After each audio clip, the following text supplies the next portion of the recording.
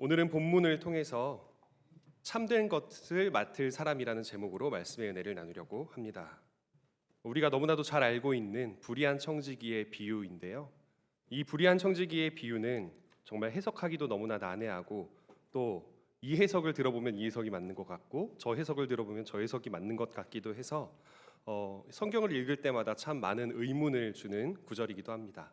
하지만 동시에 정말 다각적으로 해석을 할 수 있기 때문에 또 앞뒤에 있는 다른 비유들과 또 다른 가르침들과 더불어서 다각적으로 여러 가지 은혜를 누릴 수 있는 정말 신기하고도 감사한 구절이기도 합니다. 지극히 작은 것에 불의한 사람은 큰 것에도 불의하다. 그리고 지극히 작은 것에 충성된 사람은 큰 것에도 충성되다라는 게 어떤 의미인지 여러분도 아마 살아가면서 종종 느끼셨을 텐데요. 우리나라의 초기에 기독교를 전파해 주셨던 초기 선교사님들이 계신데 이 초기 선교사님들은요, 우리나라에 하나님을 정하면서 정말 작은 것까지도 어떻게 하면 사람들을 전도하는 데에 도움이 될까를 고민하면서 전도 사역을, 선교 사역을 감당을 하셨습니다. 그 중에 하나가 하나님, 성령님, 예수님을 어떻게 부르게 하고 어떻게 표기해야 되는가라는 그 신명, 하나님의 이름에 대한 것이었는데요. 예를 들면 헬라어로는 성경에 엘이라고 나와 있고 히브리어로는 엘이라고 나와 있고 또 헬라어로는 데우스라고 이야기를 하는 그 신, 하나님에 대해서 아직까지 하나님이라는 말이 없던 시절에 어떻게 하면 이 한국 사람들이 그러한 하나님을 어떤 이름으로 불러야 할까? 그래서 영어로는 갓이라고도 독일어로는 고트라고도 불리는 그 하나님을 어떻게 하면 사람들이 익숙하면서도 구별된 이름으로 부를 수 있을까에 대해서 진지하게 고민을 했었습니다.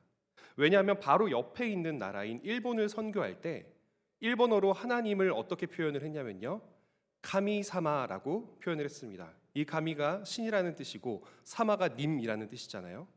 그래서 신님이 된 건데 안타깝게도 일본 사람들에게 있어서 이 카미라는 개념은 모든 만물에 깃들여져 있는 미신들과 잡신들까지도 다 포함하는 말이었기 때문에 그들에게 있어서 성경에 나와 있는 하나님이, 우리 여호와 하나님이 카미사마라고 불린다라고 했을 때 그 어감은 유일신을 뜻한다기보다는 여러 가지 신들 중에 하나처럼 느껴지게 만들었던 실수가 있었습니다. 그러다 보니 우리나라에 왔던 존 로스 선교사는요, 천주라는 말을 써볼까? 하늘의 주인이라는 말을 써볼까? 그런데 그것은 외래어니까 신이라는 말을 쓰게 해볼까? 그런데 그 신은 조선 사람들은 귀신도 신이라고 하던데 그렇다면 하느님이나 성신이라는 말을 써볼까? 라고 고민을 하다가 무려 10여 년을 고민을 하다가 결국은 하나님이라는 말과 성령 또는 성신이라고 성령님을 표기하기로 결정을 했었고요.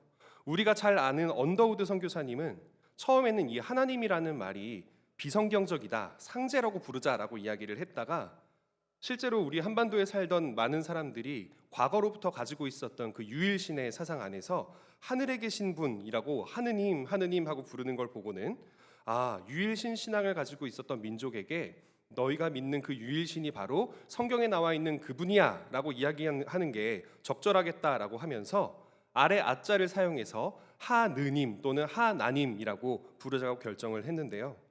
참 재미있게도 이 하늘 더하기 님이라는 이름의 하느님 또는 하나님이 평양 이북에서는 이 아래 아자의 발음이 하나님이었고 서울과 이남 지역에서는 하느님이었기 때문에 처음에는 둘을 섞어서 쓰다가 어느 순간부턴가 더 많은 사람들이 사용하는 발음인 아래 아자를 아로 읽는 하나님을 사용하게 되었습니다. 이렇게 선교사들은요, 어떤 단어로 하나님을 불러야 할까, 성령님을 불러야 할까서부터 아주 진지하게 고민을 했던 것이고 무려 이 선교사들이 함께 모여서 이 신명에 대한, 하나님의 이름에 대한 고민을 했던 그 시절이 거의 20년 가까이 됩니다. 아주 작은 것 하나부터 세세하고 세밀하게 챙기고자 했던 것이죠. 그리고 여기에 한국어학자였던 주시경 선생님께서 하나님은 한 분이시고 크신 분이다 라는 이름의 의미를 담아서 이제는 완전히 하나님이라는 이름으로 결정이 되었던 것이죠. 왜 선교사들이 수십 년 동안이나 고민을 했을까요? 한 영혼이라도 더 구원의 길로 인도하기 위해서는 조금이라도 그 민족이 거부감이 없고 또 올바른 단어, 유일신을 표현하기에 올바른 단어로 하나님을 부를 수 있게 해야 했기 때문이었습니다. 결국 우리나라 전통신앙에서 존재하던 유일신 사상의 하늘님에서 유래한 이 하나님으로 불린 덕분에 초기 기독교는요, 우리가 어디엔가 있을지도 모른다고 생각했던 그 유일하신 분이 바로 예수님을 보내주신 저 성경에 적힌 그분이구나라는 것을 믿으면서 아주 빠르게 전파될 수 있었죠.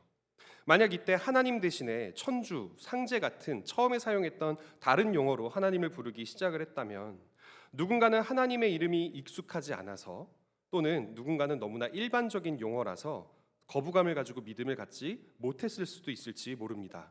또 일본의 카미사마와 같이 신이라는 말을 썼으면 보통 귀신들이나 아니면 조상신들도 신이라고 하는데 그 중에 하나 아니야? 라고 생각했을 수도 있는데 우리는 하나님이라는 감사한 이름으로 하나님을 부를 수 있게 되었던 것이죠. 이처럼 다른 여러 지역과 시대의 선교사들과 마찬가지로 우리나라의 초기 선교 시대의 선교사님들도 자신에게 주어진 모든 환경들 속에서 어떻게든 하나님을 더 잘 전하기 위해 노력을 했던 것입니다. 이것을 이른바 선교적 마인드라고 하는데요. 교회가 단순히 복음을 전하는 데 그치지 않고 그 복음을 받아들이는 사람들의 문화와 전통까지도 고려하면서 어떻게 하면 한 영혼이라도, 어떻게 하면 한 사람이라도 더 구원을 받게 할까를 항상 생각하면서 하나님의 그 광범위한 선교에 동참하려는 관심과 태도를 이루는 말입니다. 쉽게 얘기하면 선교적 마인드가 있는 사람은요, 내가 하는 모든 일들이 장기적으로는 하나님과 사람들의 관계에 영향을 미칠 수 있다라고 생각하고 행동을 한다는 것입니다. 나와 하나님의 관계만이 아닌 남들과 하나님의 관계를 생각해서 말하고 행동하는 것, 아주 작은 것 하나라도 그 기준으로 하는 것이 바로 선교적 마인드라는 것이죠. 오늘의 이 본문에는요, 이와 같은 선교적 마인드가 전혀 없었던 청지기가 나옵니다. 어떻게 하면 내 이득을 취할 수 있을 것인가? 어떻게 하면 나에게 재산을 맡겨주었던 이 주인의 눈을 속여가며 나의 재산을 축적할 수 있을 것인가를 고민했던 사람인데요. 오늘의 본문 중 1절과 2절의 말씀을 함께 읽어보기를 원합니다. 또한 제자들에게 이르시되 어떤 부자에게 청지기가 있는데 그가 주인의 소유를 낭비한다는 말이 그 주인에게 들린지라. 주인이 그를 불러 이르되 내가 내게 대하여 들은 이 말이 어찌 됨이냐? 내가 보던 일을 세마라. 청지기 직무를 계속하지 못하리라 하니. 주인의 소유를 함부로 사용하고 있었던 불의한 청지기가 있었습니다. 우리가 보통 법적으로는 타인의 재물을 직접적으로 빼돌리는 것을 횡령이라고 하고요. 타인이 나에게 어떤 일을 맡겼을 때 그 맡은 임무를 나를 위해서, 나의 이익을 위해서 하느라 나에게 그 일을 맡긴 사람에게 손해를 끼치는 것을 배임이라고 하는데 아마 이와 같은 횡령과 배임을 이 청지기가 했던 것 같습니다. 그래서 자신에게 재산을 맡겨서 이 재산을 잘 관리하라고 했던 주인에게 손해를 끼치면서 자신에게 이익을 주고 있었던 것입니다. 그리고 이것이 주인에게 들키자 이제 하던 업무를 정리하고 그 다음 사람에게 인계해 줄 준비를 하고 너는 일을 그만두게 될 것이다 라고 선포당하게 된 것이죠. 그리고 나서 3절과 4절의 이야기가 이어집니다. 함께 오늘의 본문 3, 4절도 함께 읽어보겠습니다. 청지기가 속으로 이르되 주인이 내 직분을 빼앗으니 내가 무엇을 할까? 땅을 파자니 힘이 없고 내가 할 일을 알았도다. 이렇게 하면 직분을 빼앗긴 후에 사람들이 나를 자기 집으로 영접하리라 하고. 이 청지기는 평생 숫자로 사람들을 대해왔을 것입니다. 이 당시에 글자를 읽을 수 있는 사람도 굉장히 흔치 않았는데 수를 셈할 수 있다, 곱셈과 나눗셈을 할 수 있다는 건 정말 대단한 능력이었거든요. 그 능력 하나만으로도 주인의 눈을 속여가며 또 가난한 사람들을 등쳐먹으며 자신의 이익을 챙기기에 충분한 능력을 가지고 있었을 겁니다. 주인을 속여가면서까지 자기 이익을 탐하던 사람이니 주인에게 빚을 졌던 사람들이 두려웠겠습니까? 당연히 그러지 않았겠죠. 그들 역시 한 사람 한 사람으로 보기보다 숫자와 돈으로 보았을 것입니다. 주인도 두려워하지 않고 속였는데 채무자들을 신경 썼을 리가 없죠. 그러다가 이제 밥줄이 끊길 위기에 처하자 숫자가 빼곡히 적힌 장부 뒤에 있는 사람들 하나하나가 내 목숨줄이라는 것을 깨달았던 것입니다. 오늘의 본문 5절, 6절, 7절에서는 이렇게 이야기를 합니다. 주인에게 빚진 자를 일일이 불러다가 먼저 온 자에게 이르되 내가 내 주인에게 얼마나 빚졌느냐 기름 100마리나이다. 이르되 내 증서를 가지고 빨리 앉아 50이라 쓰라. 절반을 깎아준 것이죠. 또 다른 이에게 너는 얼마나 빚졌느냐 밀 100석이니이다. 이르되 내 증서를 가지고 80이라 쓰라. 무려 20%나 또 깎아준 것입니다. 기름 100말은 올리브나무 92그루에서 나오는 어마어마한 양이라고 합니다. 당시 돈으로 약 1000데나리온이었는데요. 이것은 당시 이스라엘 사람들에게 대략 3에서 4년 동안의 수입 전체였다고 합니다. 여러분 한번 생각해 보십시오. 3에서 4년 일해서 얻는 그 수익 전체가 빚진 상태였다는 겁니다. 그리고는 그 중에 절반을 깎아준 거죠. 무려 500데나리온, 약 1년 반어치의 수입만큼의 빚을 탕감해 준 것입니다. 여기서 알 수 있는 사실은 이 청지기의 주인이 정말 상당한 재력가였다는 것이죠. 마치 오늘날의 재벌들처럼 그냥 조그만한 어떤 가게를 가지고 있는 게 아니라 어마어마하게 큰 재벌들처럼 큰 사업을 벌이고 있었던 큰 손이었던 것입니다. 그리고 또한 밀 100석은요 당시 돈으로 약 2,500데나리온 정도였다고 하는데요. 이 중에 20석을 깎아주었으니까 또 500데나리온을 깎아준 것입니다.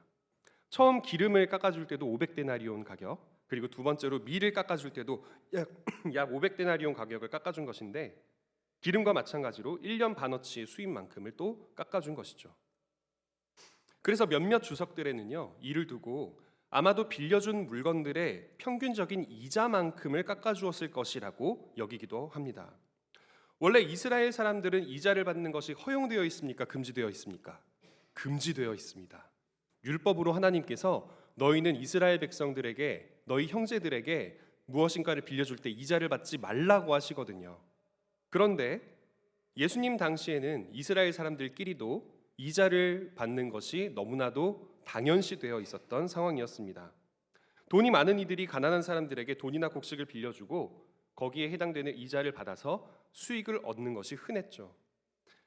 그렇기 때문에 이 청지기의 행위는요 어쩌면 평균적으로 받아왔던 이자인 기름은 2배 그리고 곡식은 5분의 1이라는 수치만큼을 깎아줌으로써 당신이 불이하게 우리 주인으로부터 이자까지 갚아야 되는 상황이었는데 내가 율법에 맞게 그것을 깎아주겠습니다 라고 이야기를 했던, 다시 하나님의 가르침대로 돌려주는 행위였을지도 모른다는 것입니다. 하지만 그렇다 해도 여전히 이 청지기의 행위는 불의한 것이죠.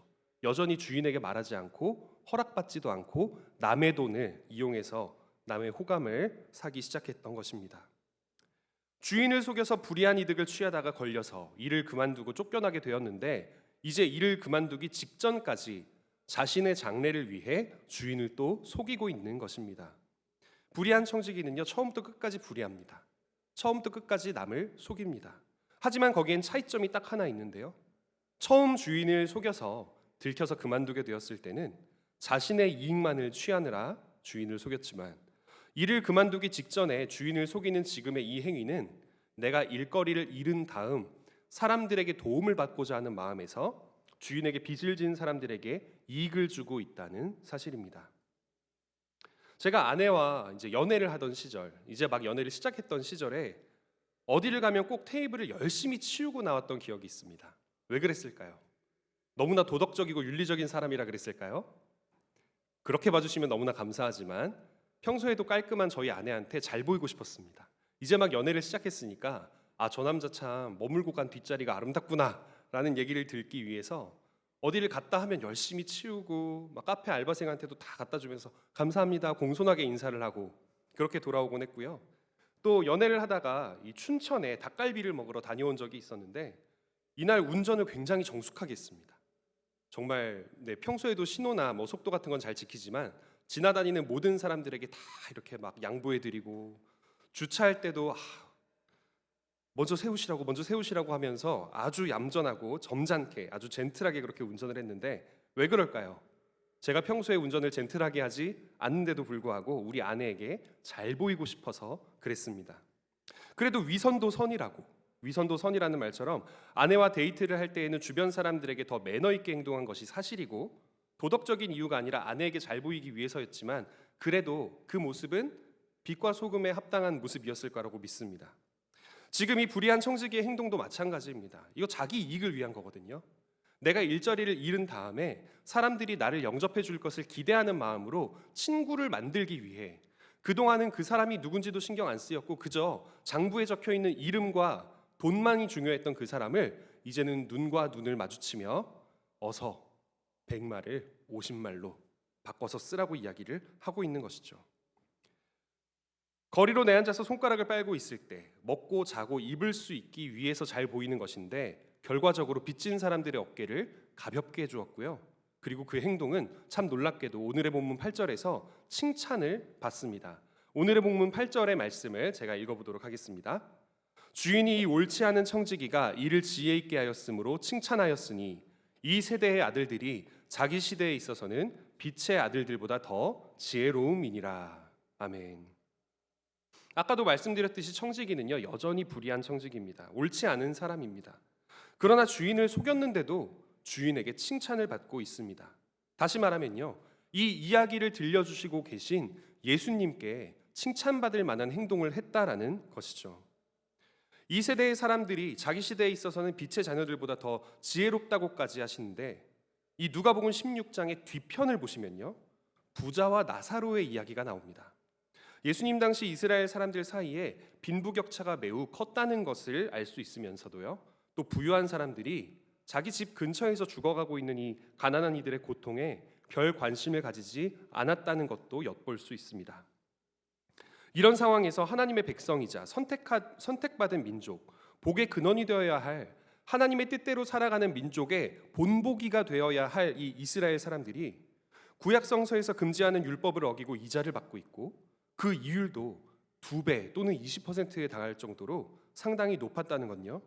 하나님의 백성들이 서로를 돌보지 않고 자기 이익만을 구하는 이기심과 물질적인 욕심에 빠져 있었다는 것을 시사합니다. 그래서 이 이야기를 해주신 뒤에 예수님께서는 이렇게 마무리를 하시는데요. 내가 너희에게 말하노니 불의의 제물로 친구를 사귀라. 그리하면 그 제물이 없어질 때에 그들이 너희를 영주할 처소로 영접하리라. 아멘. 불의한 제물로 친구를 사귀라. 돈을 추구하지 말고 사람을 바라보라는 것입니다. 나의 물질적인 이득이 아닌 사람들을 이롭게 하는 것이 더 중요하다라는 것이죠. 꼭 재물을 불이하게 사용해도 된다라는 말은 아닙니다. 재물을 의롭게 사용하면 더 좋죠. 의롭게 번 돈으로 착한 행동을 하면 더 좋죠. 하지만 그렇게 못하겠거든 불의한 재물로라도 사람들을 좀 돌봐라라고 이야기를 하고 있는 것입니다. 구약 성서의 기준으로 보면 가난한 이들에게 기름과 밀을 빌려주고 이자를 받는 주인도 이미 불의한 재물을 쌓고 있었던 것인데 이 윗물이 맑아야 아랫물이 맑다는 말처럼 그런 주인을 보면서 청지기가 나쁜 버릇을 가지는 게 당연하지 않았겠습니까? 하지만 결국 개처럼 벌어도 누구처럼 쓰라고 하죠? 정승처럼 쓰라고. 누군가의 친구가 되어주기 위해 불의한 재물이 사용되었을 때 이 불의한 청지기의 불의한 행동은 여전히 불의하긴 하지만 누군가에겐 도움이 되었고 주인에겐 칭찬을 받았던 것입니다. 예수님께서 이 비유에서 하필이면 불의한 청지기의 이 잘못된 행동을 주인공으로 두시는 바람에 많은 이들이 결과만 좋으면 과정이 불의해도 된다고 이 구절을 해석하는 경우도 있는데요. 하지만 예수님의 애타는 마음에서 나온 말씀임을 생각해 보았을 때 이와 같은 해석은 잘못된 것입니다. 사람들이 서로 가난과 역경을 해결해 주려는 이 이웃사랑의 마음을 완전히 잃어버린 시대, 사랑이 없어져 버린 시대에 대해 예수님은 그 답답한 마음을 토해내고 계신 겁니다. 너희들 지금까지 율법 어겨가며 하나님 말씀 어겨가며 가난한 사람들 힘들게 만들면서 물질적인 이득을 취해왔지 않느냐? 내가 다 알고 있다. 이제부터라도 좀 그 돈을 사람들을 위해서 써라. 사람이 돈을 위해 있는 게 아니고 돈이 사람을 위해 있는 것임을 깨달아라 라고 외치고 계셨던 것이죠. 또한 오늘의 본문 10절과 11절에는 이렇게 말씀을 하십니다. 우리 함께 읽어보기를 원합니다. 시작. 지극히 작은 것에 충성된 자는 큰 것에도 충성되고 지극히 작은 것에 불의한 자는 큰 것에도 불의하니라. 너희가 만일 불의한 재물에도 충성하지 아니하면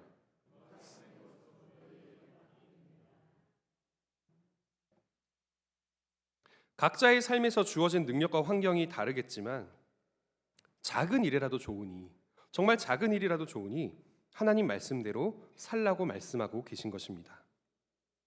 잘못된 방법으로 얻었던 부끄러운 돈으로라도 하나님 사랑과 이웃 사랑을 실천할 줄 알아야 하나님께서 참된 것을 맡길 수 있지 않겠느냐라고 꼬집고 계신 것이죠. 마치 세리였던 삭개오가 예수님을 만난 뒤에 자신이 불이하게 얻은 이득이 있다면 다 되돌려주겠다라고 이야기를 했던 것처럼 그렇게 이제부터라도 너희의 시선을 돈과 물질이 아니라 사람을 향하라고 말씀하고 계신 것입니다. 재물은 주인이 아니고 주인이신 하나님의 뜻대로 살기 위한 도구이자 수단이라는 것을 명심하라는 것이죠. 물질의 추구는 우리가 신앙적으로 나아갈 길이 아니라 예수님께서 가르쳐 주신 이웃사랑의 길을 찾아가기 위해서 필요한 도구인 돈을 모으기 위한 것일 뿐이라는 겁니다. 또한 우리가 눈여겨봐야 되는 것은요, 이 청지기가 자기 이득을 위해 사용한 돈과 계약서들 역시 모두 자기 것이 아니라 주인의 것이었다는 사실입니다. 12절과 13절에서는 이렇게 말씀을 하고 계십니다. 너희가 만일 남의 것에 충성하지 않으면 누가 너희의 것을 너희에게 주겠느냐? 집 하인이 두 주인을 섬길 수 없나니 혹 이를 미워하고 저를 사랑하거나 혹 이를 중히 여기고 저를 경히 여길 것임이니라. 너희는 하나님과 재물을 겸하여 섬길 수 없느니라. 아멘. 오늘의 이 이야기에서 청지기는 처음부터 끝까지 불의하다가 또 주인을 속였습니다. 하지만 처음 속일 때는 자신이 돈을 벌기 위해 속였고, 두 번째로 속여서 사람들의 빚을 탕감해 줄 때는 남들에게 도움을 주어 자신의 친구로 삼기 위해 속였습니다. 돈을 추구할 때는 사람이 보이지 않았지만 이제 그 돈이 나에게서 사라질 위기에 처하자 사람이 보이기 시작했던 것이죠.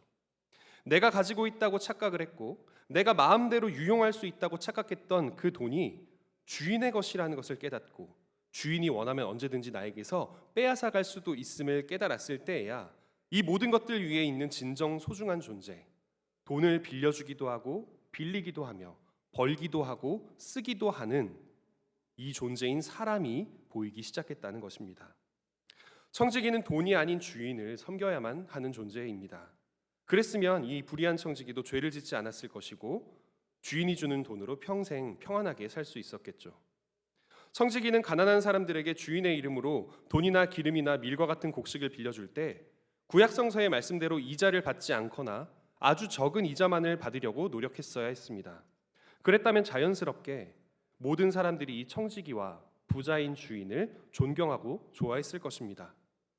하나님과 재물을 겸하여 섬길 수 없다는 말씀은요, 재물을 추구하지 말라는 것이 아니라 그 재물이 존재하는 이유가 하나님 사랑과 이웃 사랑을 사람들 앞에 실천하기 위한 것이라는 사실을 명심하고 살라는 뜻입니다. 그리고 오늘의 이 불의한 청지기 비유를요, 또 다른 측면으로도 바라볼 수가 있는데요. 고대 중동 지방에는요, 일종의 후견인 시스템이라는 게 있었습니다.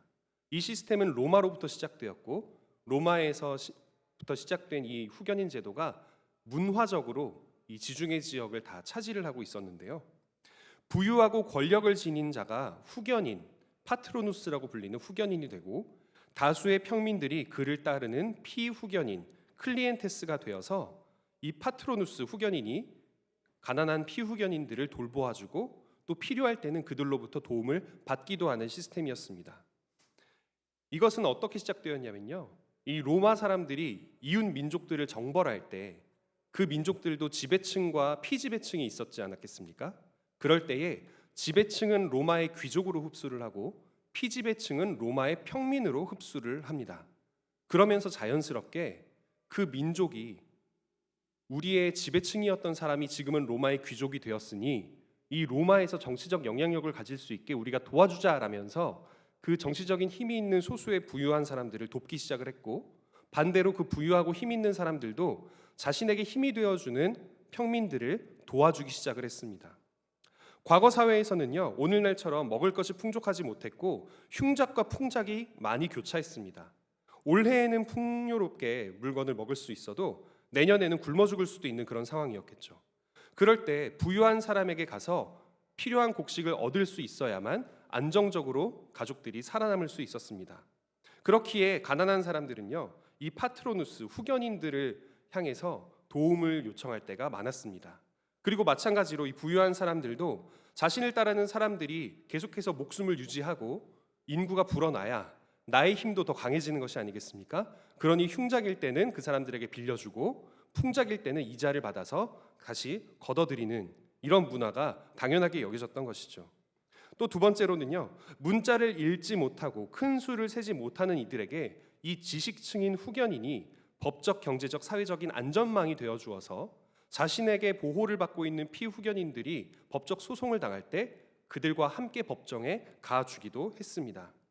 대신에 이 평민인 피후견인들은 귀족이자 부자인 후견인의 정치 참여를 지지하고 주변에 유력한 이들과 다툼이 일어나면 그들의 사병이 되어 무기를 들고 일어나 돕고, 또 후견인의 명령에 따라서 다수의 사람들이 모여야 할 때, 예를 들어 물길을 내거나 큰 밭을 일구거나 다리를 놓거나 건물을 짓는 등의 연합해야 하는 일이 있을 때 같이 행동을 할 수 있었던 겁니다. 여기서 중요한 건요, 이 클리엔테스라고 불리는 평민들이 파트로누스, 후견인들을 계속해서 지지하게 하기 위해서는 그들의 삶을 안정적으로 유지시켜 주어야만 했다는 겁니다. 만약에 저 힘있고 부유해 보이는 저 귀족이 나를 도와주지 않는다면 당장이라도 그 땅을 떠나서 나를 도와줄 수 있는 마음이 넉넉한 후견인을 찾아 갈 수도 있었고, 그러면 그만큼 부유했던 후견인의 부와 명예와 권력은 약해지게 되겠죠. 불의한 청지기의 행동은요, 파트로누스, 후견인인 부자 주인에게 물질적으로는 손해를 줄지 몰라도 빚을 탕감받은 이 클리엔테스들, 피후견인들의 호감을 사게 해주고 그들의 삶을 더 풍요롭게 만들어주어 결과적으로는 이 주인이 더 큰 힘을 얻을 수 있게 해준 행동이었던 것입니다. 하나님의 입장에서 생각해 보았을 때요, 하나님께서는 이 세상의 물질을 소중하게 여기실까요? 그렇지 않을 겁니다. 하나님께서는 사람들을 소중하게 여기시겠죠. 불의한 청지기의 불의한 행동조차도 사람들에게 평안을 주고 무거운 빚을 줄여주고 빚을 진 이들과 빌려준 주인의 관계를 더 좋게 만들어줄 수 있었다면 빛의 자녀들인 너희들은 이보다 더 지혜롭게 행동해야 되지 않겠느냐라는 것이 하나님의 말씀인 것입니다. 이 시대의 사람들보다 더 지혜롭게 사람들을 사랑하고 돌보라고 이야기하는 것이죠. 그런 사람만이 하나님으로부터 참된 것을 받아 돌볼 수 있게 되기 때문입니다. 성공보다 돈이 중요하다라는 말이 있습니다. 아무리 성공해도 돈이 따라오지 않으면 쓸쓸하다. 그런데 돈보다 시간이 더 중요하다라고도 이야기하죠. 아무리 돈이 많아도 사랑하는 사람들과 함께 누릴 수 있는 시간이 없으면 인생은 고달플 뿐이다. 또 시간보다 건강이 중요하다고도 이야기를 합니다. 아무리 시간이 많더라도 건강을 잃은 채 보내는 시간은 너무나 힘들기 때문에. 하지만 잘 생각해 보면요, 성공, 돈, 시간, 건강은 시간이 지나면 언젠간 사라질 것들입니다. 하나님께서 우리에게 잠시 맡겨 놓으신 것일 뿐입니다. 그리고 우리는 과연 얼마나 이 네 가지를 올바르게 사용했나요? 얼마나 올바르게 성공하고 올바르게 돈을 벌었으며 얼마나 올바르게 돈을 아끼고 또 얼마나 올바르게 시간을 사용했습니까? 탈탈 털어서 먼지 안 나올 사람 없다는 말처럼 우리는 결국 이 세상과 하나님 앞에 또 나 자신에게 죄를 지으며 살아가는 존재입니다. 우리는 이 불의한 청지기와 크게 보았을 때는요, 다를 게 없는 모습입니다. 우리 역시 내가 구원받기 위해, 천국 갈 수 있기 위해 하나님 앞에 나와서 선을 쌓으려고 노력을 하고요, 하나님께 칭찬받으려고 봉사를 하기도 하고요, 사람들에게 인정받으려고 올바른 행동을 하기도 합니다.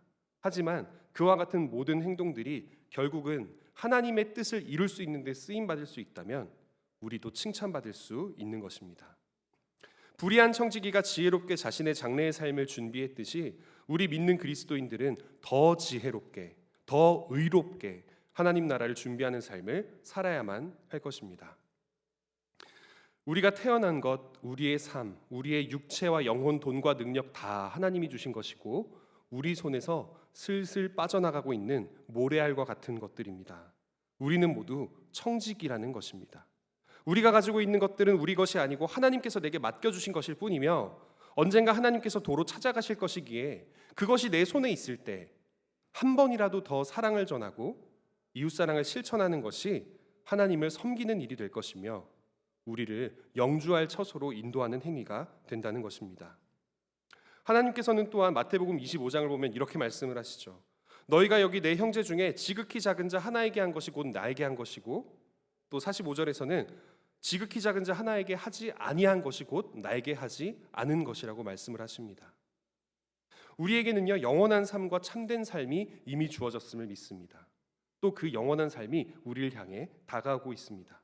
그곳에서 하나님께 참된 것을 받아 맡을 사람이 바로 지금 예배를 드리고 있는 여러분입니다. 이사야 40장에 모든 육체는 풀이고 그 아름다움은 들의 꽃과 같다면서 풀은 마르고 꽃은 시든다라고 이야기를 합니다. 하지만 주님의 말씀은 영원하다고 예언합니다. 오직 하나님만을 주님으로 섬기며 맡겨주신 모든 것들에 이웃사랑으로 열매 맺는 저와 여러분이 되기를 진심으로 축원합니다. 함께 기도하겠습니다.